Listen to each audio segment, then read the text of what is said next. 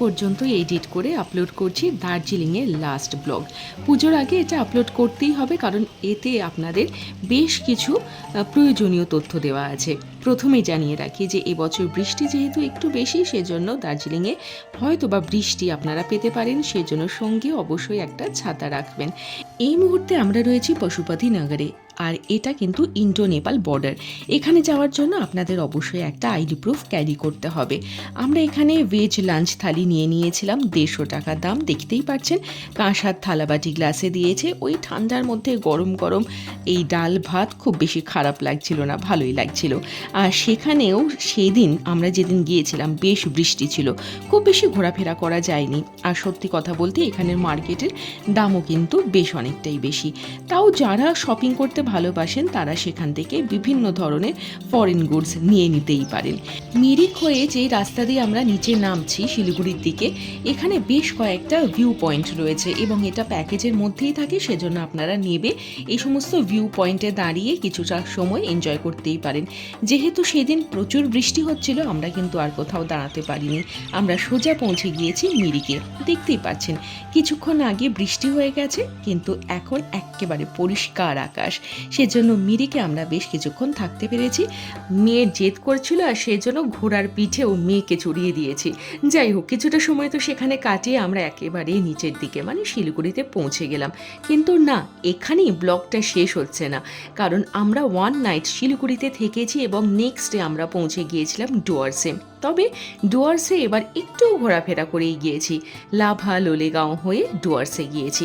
আর এখানেই আপনাদেরকে জানিয়ে দেবো বেশ কিছু তথ্য, যাতে আপনারাও ডুয়ার্সটা খুব ভালো মতন ঘোরাফেরা করতে পারেন। আগেই বলে রাখি, পুজোর সময় তো আগের থেকে আপনারা বুকিংটা সেরে রাখুন এই সমস্ত রিসর্টের। প্রয়োজন ছিল একটুখানি টি ব্রেকের, আর সেটা করেই আমরা কিন্তু চলে গেলাম লোলেগাঁওয়ের গার্ডেনের ভেতরে। সত্যি দারুণ সুন্দর। এখানে অনায়াসে আপনারা 1 থেকে 1.5 ঘন্টার সময় অতিবাহিত করতেই পারেন। খুবই সুন্দর, ফটো সেশন করার জন্য খুব ভালো, আর ভিউ পয়েন্ট তো রয়েইছে। এবার আমরা এখানটায় কিছুক্ষণ থাকলাম এবং থেকে আমরা পৌঁছে যাব কিন্তু ডুয়ার্সের দিকে। আর সেক্ষেত্রে বেশ সময় আপনাদের লেগে যাবে, তবে আপনাদের সাজেস্ট করব এই পথ হয়ে ডুয়ার্সের দিকে না যাওয়ার জন্য, কারণ এটা অনেক ঘোরা পথ। যাই হোক, লোলেগাঁওয়ের একটা বিশেষত্ব বলে দিই। লোলে কথার অর্থ কিন্তু জোঁক, মানে বুঝতেই পারছেন জোঁকের গ্রাম। সেজন্য একটু সাবধানেই আপনারা এখানে চলাফেরা করবেন। এই প্রসঙ্গে বলে রাখি, পরপর 2 বার আমার মায়ের পায়ে কিন্তু এই লোলেগাঁও থেকে জোঁক এসেছিল। সেই জন্য আমি ভুক্তভোগী এবং আপনাদেরকেও একটু সাবধান করে দিলাম আর কি।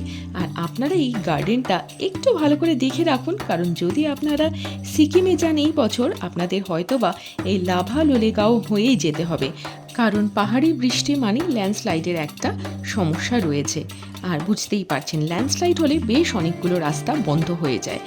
আবার পাহাড়ের আঁকা বাঁকা রাস্তায় এগিয়ে চলা, সত্যি পাহাড় আমাকে বারবার টানে। এতবার এই সমস্ত জায়গাতে গিয়েছি, কিন্তু তারপরেও তৃষ্ণা যেন মেটেই না। যাই হোক, এই রাস্তা দিয়ে চলতে তো থাকি। এরপর কোথায় পৌঁছচ্ছি চলুন দেখবেন।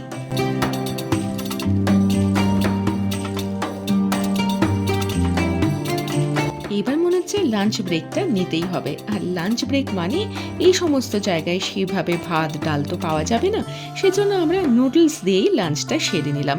আর লাঞ্চ সেরে আমরা পৌঁছে গেলাম লাভার এই মনিস্ট্রিতে।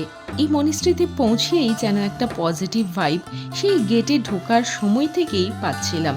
সত্যি অসাধারণ শান্ত একটা পরিবেশ এবং তারই সঙ্গে রয়েছে একটা পজিটিভিটি। কিছুক্ষণ সেখানেই আমরা থেকে নিলাম। আপনারাও দেখে নিন এই পুরো মনিস্ট্রিটা একবার ঘুরে।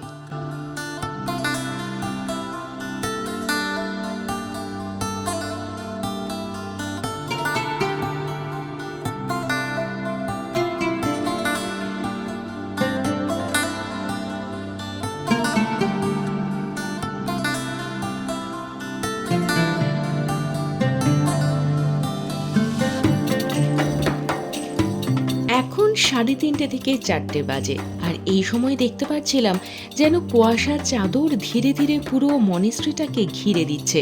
বুঝতে পারছি এইবার মনে হচ্ছে এখান থেকে বেরিয়ে যেতে হবে, কারণ এখানে খুব বেশি সময় কাটালে আবার রাস্তাতে অসুবিধে হয়ে যেতে পারে। সেখান থেকে বেরিয়েই যেতে না যেতেই আমরা রাস্তাতে আরও একটা ভিউ পয়েন্ট পেয়ে গেলাম। দেরি না করে একেবারে নিচের দিকে নেবে আমরা কিছুটা সময় সেখানেই কাটালাম। আর দেরি করা চলে না, কারণ এবার আমাদের ডুয়ার্সি রিসর্টে পৌঁছতেই হবে। এই মুহূর্তে আমরা রয়েছি প্রাইম মূর্তি রিসর্টে।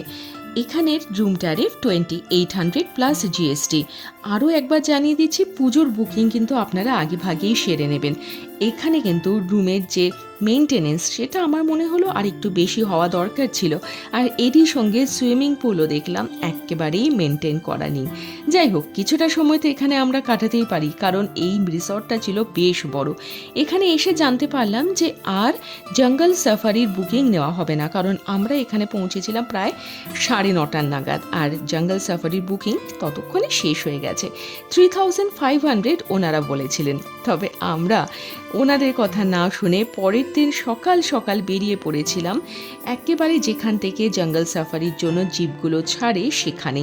আপনাদেরকেও এই টিপসটা দিয়ে দিচ্ছি, আপনারা যদি ডুয়ার্সে যান আগের দিনে কিন্তু আপনারা পৌঁছে যাওয়ার চেষ্টা করবেন, এবং পৌঁছে গিয়ে আপনারা ডিরেক্টলি যেখান থেকে জঙ্গল সাফারি জিপগুলো ছাড়ে সেখানে চলে যাবেন। সেখানে আপনাদের নেবে 2200। বুঝতে পারছেন তো কতটা ডিফারেন্স? সেজন্য একটু কষ্ট যদি আপনারা করেন আমার মনে হয় আপনাদের তাতে লাভই হবে।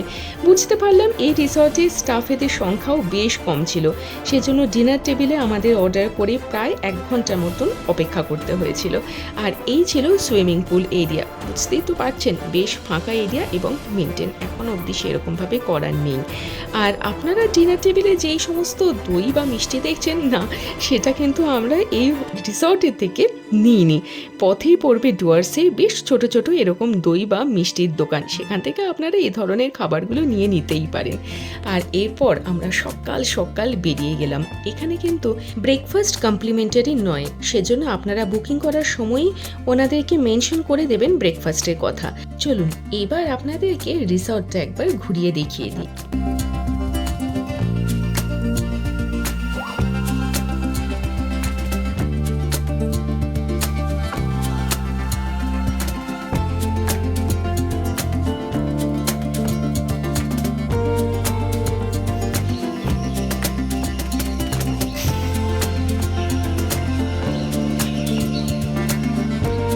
এবার আমরা বেরিয়ে পড়েছি জঙ্গল সাফারির জন্য। আপনারা যদি জঙ্গল সাফারিতে যান তাহলে অবশ্যই সঙ্গে ক্যাপ, জলের বোতল এগুলো ক্যারি করবেন। আর জানতে পারলাম এই জঙ্গলটা কিন্তু বেশ বড়। আপনারা যদি ওয়াচ টাওয়ারে যেতে চান তাহলে তার জন্য আলাদা করে টিকিট কাটতে হবে। আর জঙ্গল সাফারির জন্য একেবারে টার্গেট করবেন প্রথম শিফটে যেটা বের হয় গাড়ি, আইদার সেখানে না হয় বিকেলের দিকে। ঠিক এই দুটো সময় মেনলি পশুদের কিন্তু দেখা যায়, যদিও আমাদের সেই সৌভাগ্য হয়নি। আর 8:30 বা 8টার পর থেকে যে সমস্ত গাড়ি যায় তারা মোটামুটি 2-4টে বন্য হরিণ আর ময়ূর দেখতেই পারবেন। আমরাও সেটাই দেখেছিলাম। যাই হোক, যাই দেখেছি, কিন্তু সেই যে অনুভূতিটা জঙ্গলে যাওয়ার সেটা কিন্তু অসাধারণ। এবার তো ধীরে ধীরে বেরিয়ে যাওয়ার পালা। আর আপনাদের জানিয়ে রাখি, যদি এইটুকু ভিডিও ভালো লাগে তাহলে অবশ্যই সাবস্ক্রাইব করে পাশে থাকবেন এমনই বিভিন্ন ধরনের ভিডিও দেখার জন্য। আজকের মতন বিদায় জানাচ্ছি, আর আশা রাখছি আবার কোনো দিন কোনো এক পথে এইভাবেই বেরিয়ে পড়ব।